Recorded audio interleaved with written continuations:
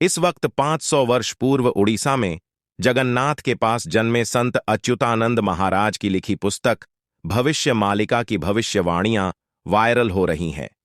उड़ीसा में अच्युतानंद जी को दिव्य शक्तियों से संपन्न बहुत बड़ा योगी और संत माना जाता है। उन्होंने ये भविष्यवाणियां ताड़ के पत्रों पर लिखी थीं।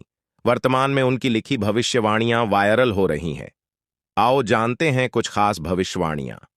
उनकी भविष्यवाणियों में कलयुग में अकाल, युद्ध, विस्फोट, भूचाल, महामारी के साथ ही देशों के भविष्य को लेकर भी भविष्यवाणियां हैं।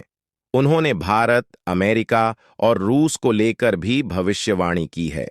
उन्होंने ऐसे संकेत दिए हैं जिससे यह पता चल सके कि यह भविष्यवाणियां कब घटित होने वाली हैं। उन्होंने जगन्नाथ मंदिर से जुड़ी भविष्यवाणियों के आधार पर ही विश्व की घटनाओं का उल्लेख किया है। उन्होंने कल युग के अंत और इस काल में घटने वाली घटनाओं का भी जिक्र किया है। नंबर 1, यूरोप की लगभग सभी आबादी नष्ट हो जाएगी। कुछ समय के बाद अमेरिका पानी में डूब जाएगा। अंत में रूस सफलता प्राप्त करेगा। विजयी रूस को आगामी अवतार वश में करेगा। लोग कीट पतंगों की तरह मरेंगे और विश्व की जनसंख्या 64 करोड़ ही रह जाएगी। चीन तबाह हो जाएगा। रूस हिंदू राष्ट्र बन जाएगा। भारत का अंतिम राजा ऐसा होगा जिसकी कोई संतान नहीं होगी। वह एक योगी पुरुष होगा।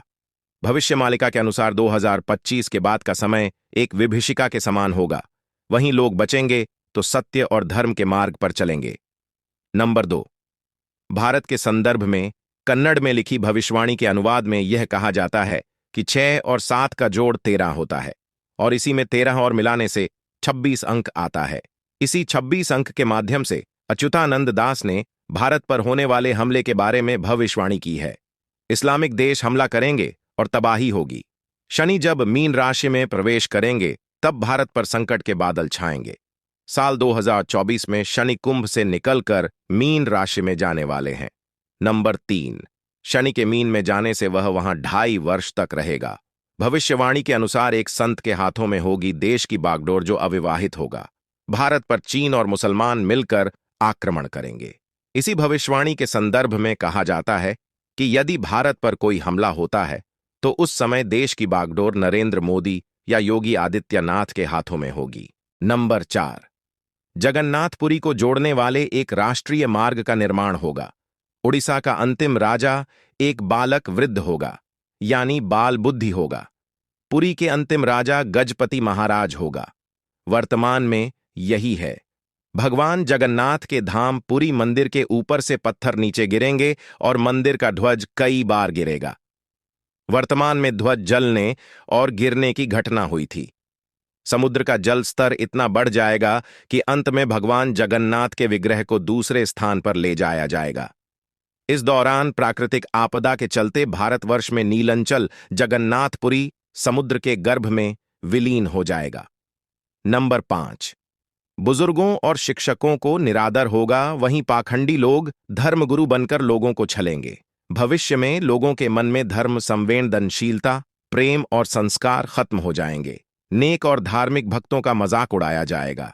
धीरे धीरे आस्तिकों की संख्या घटेगी और यह दुनिया आस्तिकों और नास्तिकों के बीच विभाजित हो जाएगी। इंसान व्यभिचारी हो जाएंगे। पुरुष का पुरुष से और महिला का महिला से अप्राकृतिक संबंध बनेगा।